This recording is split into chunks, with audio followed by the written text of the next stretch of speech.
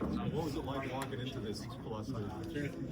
And into this? Yeah, like just now. I didn't see you guys until I kind of went in here, and then just like I said, I thought this was kind of like a just get together, talk over some points, and my table was down there where no one was at. But yeah, this is awesome. I'm happy to be here, happy to kind of explain, just to give answers to everything that's been going on, and I've had a really good time since I've been here. So.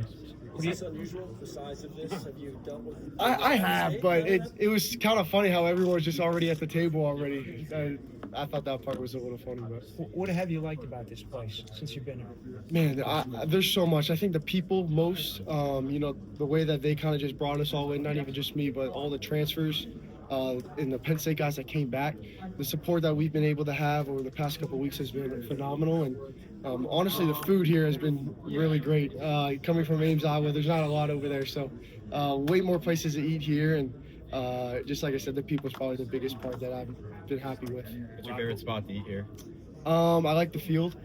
The field's been pretty good to me, and me and my teammates go and get Berkey Creamery after usually on Saturday night, so that's been awesome. Rocco, was it a slam dunk you were going to come to Penn State? Everyone assumed it was. Could you just talk about how the process played out, how many other schools kind of were after you a little bit, and ultimately what it was that got you here? Yeah, if I'm going to be honest, I definitely felt like when Campbell took this job, this was probably the number one priority, that I wanted to come here and play for him for my 5th year.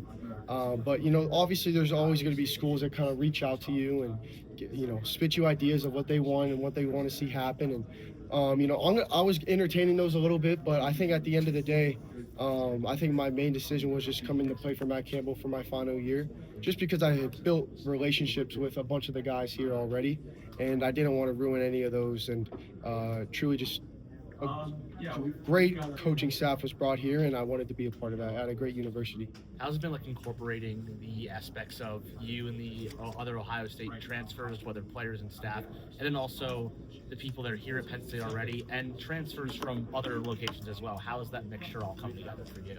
Yeah, I would say the first couple of weeks was a little bit, awkward with everybody kind of coming in at once. It was like 50-50 transfers, 50-50 and Penn State guys, and that takes some time. You got to build relationships. You got to get to know people. I felt like the culture that we had at Iowa State was awesome, and that was just built off the past 4 years of what we've done. And I think bringing that over to Penn State, I think was the best thing that I felt like happened. And, talking to all the Penn State players that have stayed, they tend to tell me that they feel a sort of change in the locker room and the facility. And I'm just happy to hear that, because I was trying to come in and not really step on anybody's toes, but kind of just get used to everything and kind of see everything out and get to know guys. And they've kind of just opened arms and brought us all in. What do you like best about Mouser's offense? Yeah, I would say Mouser's offense is unique. It's fun, and it kind of hits every aspect of the game. We'll go shotgun, we'll go under center, we'll go on the goal line. He kind of brings everything to the table: run, pass, play action, short game, quick game. And so I feel like that was one of the main priorities for me, is finding an offense that I was going to be able to fit in, that was going to be getting me prepared for the next level. And his offense brought that. And, you guys saw it a little bit the past 2 years over at Iowa State. And I just felt like that was the best decision for me, to stay in that type of offense, to really just prepare myself for the next level. Rocco, how hard was it getting through the rest of last season from a health perspective, and where do you feel like you're at on that recovery process at this point? Yeah, it was really hard. It was probably the lowest place that I've been in my collegiate career, mentally and physically. There's a 4-game stretch when we lost those 4 games. That was pretty tough on me. And I had to look at, my family and some friends and talk to them and to kind of get myself out of it. Dealing with a torn labrum in my left shoulder and an AC joint sprain in my right. It's not the easiest thing to do. And so the only reason why I, played this season out is because I want to do it for my team. I felt like it was my responsibility to give them everything that I had. And I think it was the right decision to, ultimately get my surgery right after the season, instead of, waiting to see if we played in a bowl game or not, because I'd be able to be back sooner and wherever I was going to go, to kind of, get the lay of the land and get back out there on the field for my new team, for my new teammates. And the process has been going really well. Shoulder's feeling great. Right shoulder's fully healthy and left shoulder's almost there. So I'm expecting to be, over half of spring ball. To be in playtime for over half of spring ball. So How important is that in a new program to be available for spring practice for a quarterback? yeah, I think it's super valuable because then, like I said, I think getting on the field and playing with your new teammates, I kind of want to show them what I got. Even though you can watch film, you can watch tape, but they can't really, I want them to see me in person and how I am, how I operate on the field when it comes to practice time or even, just scrimmage times. And so I think that thing for me was super valuable, just to get back as soon as I could so I can play with my new teammates. Your coaches and your teammates kind of talk about how competitive you are. Where do you think that competitiveness comes from? And just like, how do you kind of try to channel that in your daily life? Yeah, I think I grew up around it. My dad, being in the league for a while, it was super awesome to be, travel everywhere to see where he got to go. But, growing up, it wasn't super easy around the house when we were competing at everything when I was younger. And so we would compete at everything. And there was days where he would beat me all the time. And I think that's kind of where that competitiveness came from, is like anything that I do in life, I want to be competitive at. I want to win. And so I think it's a great thing to have, a great aspect and a great mindset to have, is just to be your best and compete at everything you do. And that's kind of how I go about my day. Where does your leadership come from? How did that develop, and how would you describe it? Yeah, I think it's a mixture of things. I think it's, some from my parents, some from coaches in my past, some from friends in my past, family members. And I think it's a mixture of all those things. And you learn different leadership aspects and values from other people, and you kind of combine them. And I think that's what I've been able to do over the past couple of years, is take all that knowledge and put it into one, and kind of, be the best leader that I can be on and off the field. And hopefully I've done a great job at that. And, honestly, I want this year to be my best year as a leader, my best year as a player, because a new environment, new team. I want to show everybody that I can be that leader. What has it been like working with the receiver room here? I was talking with Brett earlier, and he said that you guys would always go back and forth, being very competitive at Iowa State, and then bringing players from the Penn State room, like a guy like Kobe Howard. Yeah. How has that been for you working with the receiver room? It's been awesome. We've had a bunch of meetings, just us and just myself and the receivers, and going over formations, concepts, motions, adjustments, and we've been able to get on the field a couple of times. I'm not throwing yet, but the other quarterbacks are, but on Saturdays. And so, we kind of organize those where the quarterbacks will throw to the receivers. But I think those things that you can do when the coaches aren't around, when the coaches aren't looking, how many times you can get into the film room when the coaches aren't there, just that extra work has been valuable for all of us, just to get everybody up to speed on the playbook. When the other quarterback, When do you expect to start throwing? I'm able to start throwing actually this Saturday. I'll throw about 20 to 30 balls, and that'll be my starting point moving forward. when the other quarterbacks are out there throwing, what are you doing? I'm kind of leading everything. Since there's no coaches, I've got all the routes on my phone. I've got all the formations, and I'm kind of, just leading everybody, telling them what to do, telling them where to go, what concept we're running, what's the depth of the route, because we really haven't gone over those things yet as an offense. It's kind of just getting the base formations down right now. So, kind of giving the quarterbacks what drop to do and letting the receivers know that what route to run at what depth. And it's great to have Chase and Brett out there as well, because they can't really do anything either. So they're kind of helping the receivers out while I'm, usually handling the quarterback. So I think it's honestly been a blessing in disguise where I'm able to lead even more without even, throwing the football or being on the field with those guys. It's been an opportunity for me to grow in my leadership aspect. Rocco, with all the Iowa State guys that have come in, a couple of them said today that you were kind of a domino in terms of guys wanting to, if he's coming, I'm coming. Yeah. So were there conversations like that? Yeah, I think there was because we were so close-knit at Iowa State. I feel like we had built relationships where wherever one guy wanted to go, the other guy wanted to go with. And I think that just shows the perspective of what we had over there and what we can bring here. And I think, that starts with the head coach. And so I think that's the ultimate reason why we all wanted to come here. And he was kind of the domino effect for all of us because of the culture and the person that he is and what he's able to bring to the table to create a successful team. Have you had a chance to talk to Drew Aller? I have not. I'm hoping he has a great combine, and I heard he's throwing it, so that's awesome to hear that he's been back fully healthy. And so when he comes back for pro day, I'm excited to meet him. Though I've heard he's a great guy, great teammate, and I've heard nothing but the best from all of his former teammates. There's some strong leaders here already when you arrived. You're obviously a leader. How did that dynamic work? How were you accepted into that kind of group?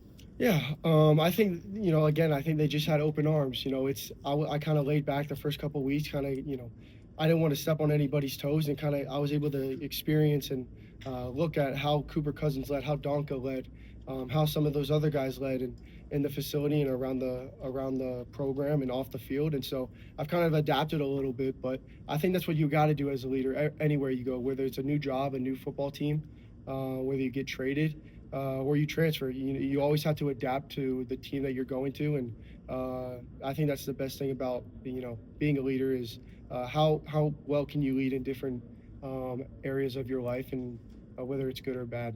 Rocco, what's your mentality as a quarterback on the field? Like when you're under center and you're staring down the defense, what are you? I know you're trying to accomplish the play, but Yeah. what's your mentality as far as what you're trying to do? I would say my mentality is to do everything, give everything my all, and knowing that I'm gonna experience adversity, but to be able to mentally get through that is my biggest thing, and that's my mindset. I'm going into every single play. I know what I have to do. I know what where the ball has to go.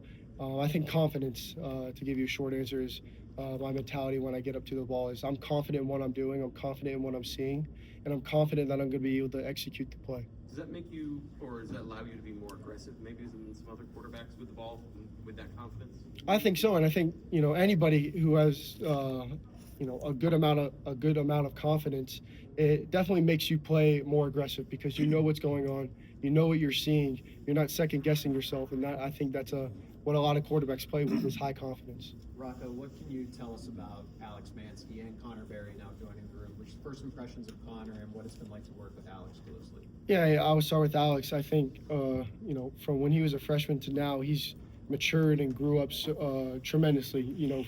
At a fast rate, and he's going to be a good quarterback here in the next coming years. And I'm excited to see his progress. And he's a guy that always wants to keep learning. He kind of reminds me of myself. He's just always asking questions, always wanting to be better. And I appreciate that about him. And then having Connor Berry in the room is honestly the best for me because while I'm out, he's also a fifth-year guy, and he's able to.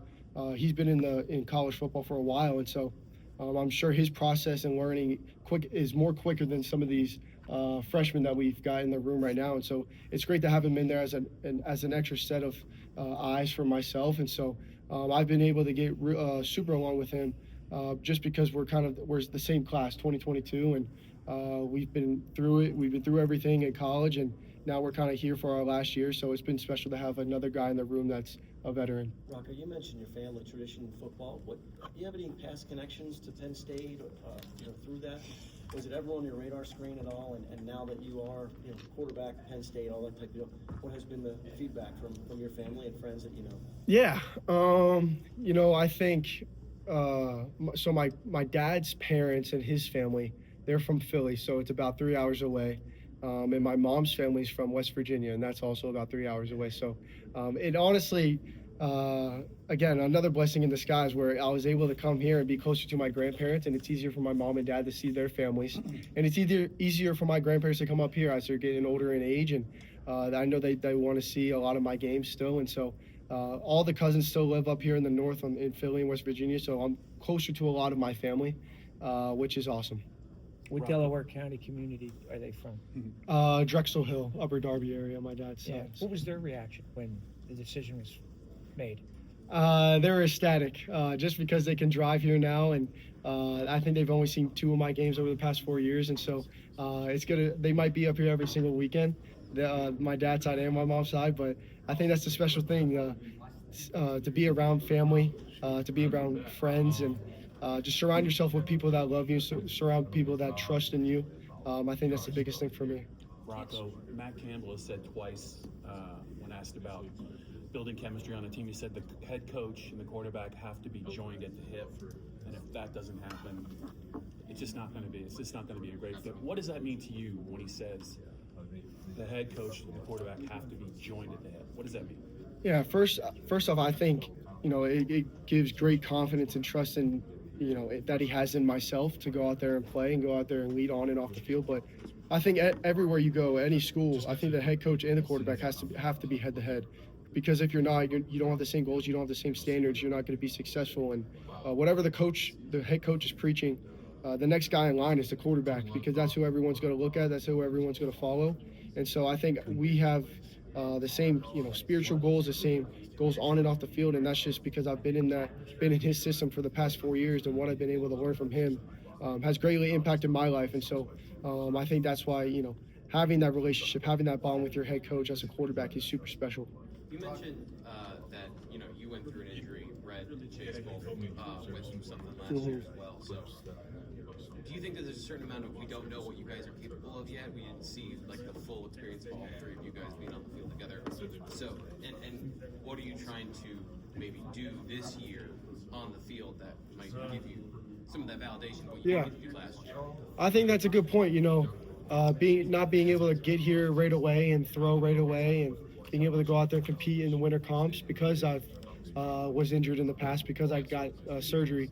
It's definitely, something that I'm upset about. I know those two guys are, because we wanted to come in here and prove everyone that we're able to play with you guys. We're able to, be able to have success on the field. And so I think it's important. And, to be honest, over these next couple of weeks and when we get into the season, I'm sure by then the team is going to know what we can do. The team's going to know how we operate. But I think more importantly, the guys that have stayed here at Penn State have been super intrigued with the people that have been able to come in here and not just really step on anybody's toes, but been able to just kind of follow in, become friends, gain relationships with one another. And, that trust that you get off the field is going to, turn on the field, and it's going to be something special. What did you know of Trace before you got here, Trace McSorley, and what's it been like to work with him? Yeah, I knew who Trace McSorley was, definitely, because I in my opinion, he's one of the best quarterbacks to ever play here. And so watching him in high school was super special. All I knew was just that the duo in the backfield with Saquon and Trace. And so it was awesome to watch, those two guys go to work back in the day. But being here, being in the same room with him has been awesome. The knowledge that he's able to bring. And I've been able to pick his brain a little bit on just what Beaver Stadium brings to the atmosphere around it, the fans, how you deal with adversity during the season. And those are conversations that, I can't wait to have with him. To have that experience and a guy who has played here in the past in the room is something that, I'm looking forward to.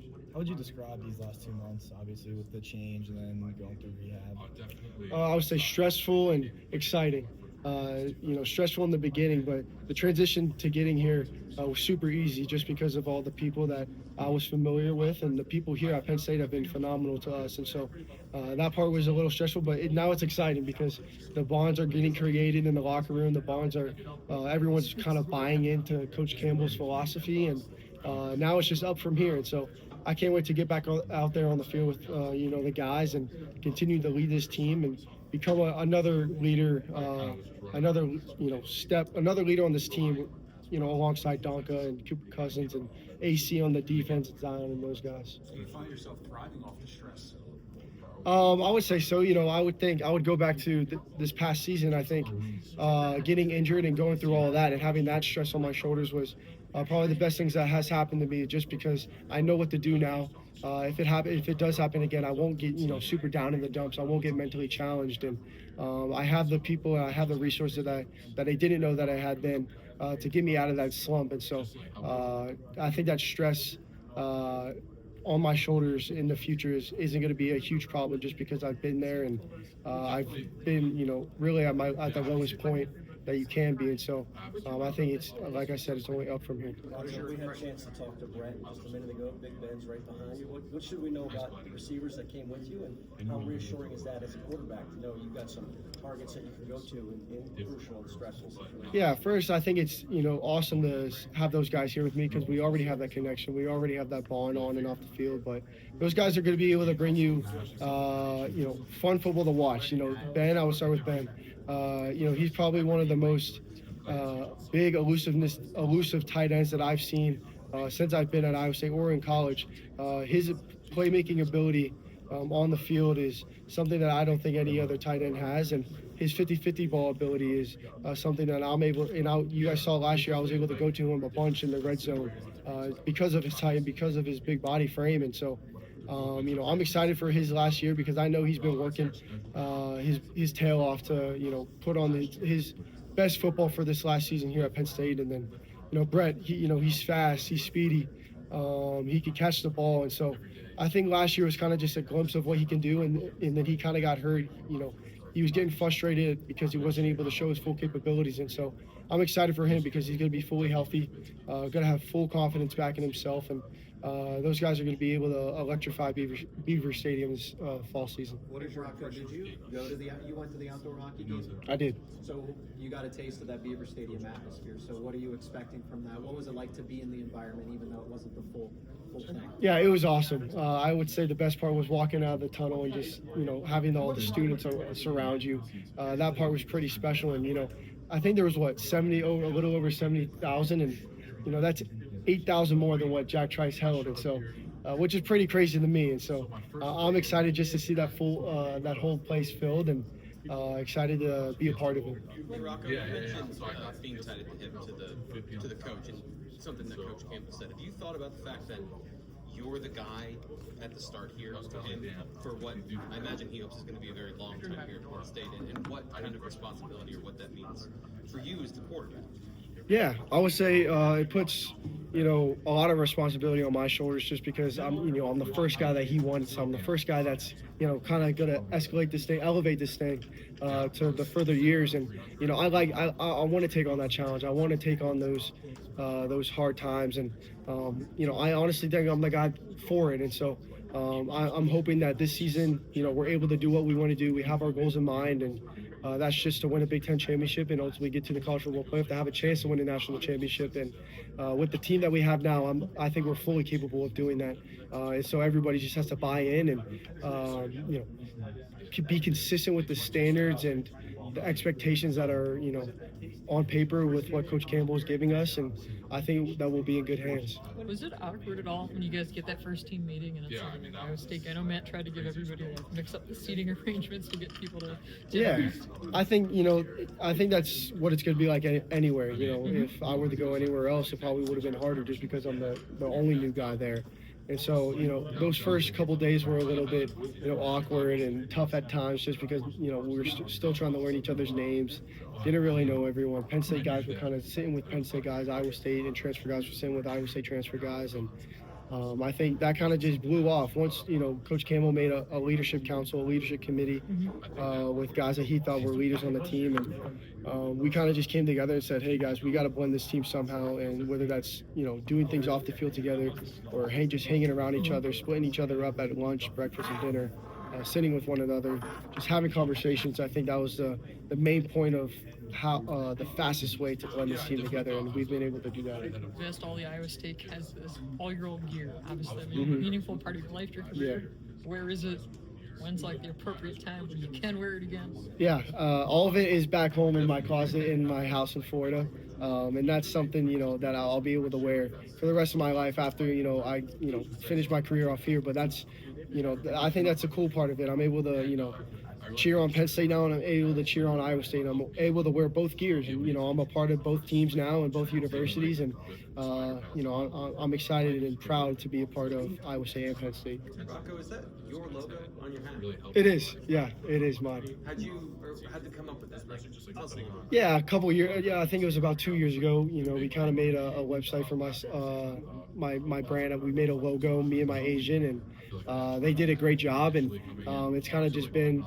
I only wear the hat just because I like hats, but I think it was something that I thought was cool to do over the 2 years ago, and to get that started. And I think it's just another opportunity to showcase and to let other guys and kids out there just experience what I'm experiencing with just the ability of NIL and the ability to create your own logos and create your own merchandise, and it kind of gives free range now to all these younger kids out there where they can do kind of whatever they want now. And so I think that's just what this world has come to is you're able to do what you want to do now, and whatever you have your mind and your brain set to, you're able to do whatever. Do you talk a lot with Brock Purdy, and has he been an influence on you as a player and kind of your relationship, with the position? Yeah, I've been able to talk to him multiple times as I was at Iowa State, and honestly, he was one of the first people that I called when Campbell took this job, and kind of picking his brain on what would he do if he was in this situation, and kind of just give me some tips and on going through this process, who to talk to, who to trust in, and that was somebody that I leaned on that phone call that I had with him, and he gave me great answers. He's a great guy. Whatever you see on television is what you're getting in person, and so I'm just proud and to have that relationship with Brock off the field. When you first got here, what was the first thing you wanted to do? Like, what was from the human level? What did you need to figure out? What was your first priority? Yeah, the first thing I wanted to do was get in contact with all the Penn State players, know everybody's names here, and gain a relationship with them. And I thought that was the biggest priority. The transfers and the Iowa State guys could be, that was my second priority. But knowing the coaches that had stayed at Penn State and knowing the players that had stayed at Penn State was my first priority, and understanding them. So, because everybody's led differently, and I wanted to know everyone's background. I wanted to know their names. I wanted to know, how they got to this point in their life, so I can lead them in a way that won't be, disheartening. It could be, on a mountain of just trust and confidence in one another. How do you do that? I mean, because there's a lot of guys, everybody's like, let's sit down and talk, let's fill out a survey. What do you do? I think I texted Hooge and I said, can you give me every Penn State player's number that you have in your phone? And before I even got up here, I texted all those guys. And if I didn't reach out to you, I was talking to you when I first got here. And obviously it takes some time, but that was just the biggest priority for me, is just gaining those relationships, building that trust with one another, just so they knew that, I was a good guy. I was here, not because of myself, but because I wanted to make this team better, make this program better, and get to where they were, in the years past. What stood out about those conversations? The specifics that you learned? Yeah, I would just say, what they thought of the program, who they were as a person, and what their background was. It's more than just what they do on the field. It's what they did off the field and where they came from, and just who they are as a person off the field, not just on the field. And I think that's what I pride myself by, and that's how I communicate with all the other guys, just to build that trust. When Campbell came in, talked to all of you Iowa State guys, said he was going to Penn State, what was that like? What was he like in that meeting, and what was your initial reaction to kind of all of that unfolding? Yeah, I think a lot of us had an idea of what was happening when that team meeting got called, and just because everything was buzzing on social media that day, but super emotional.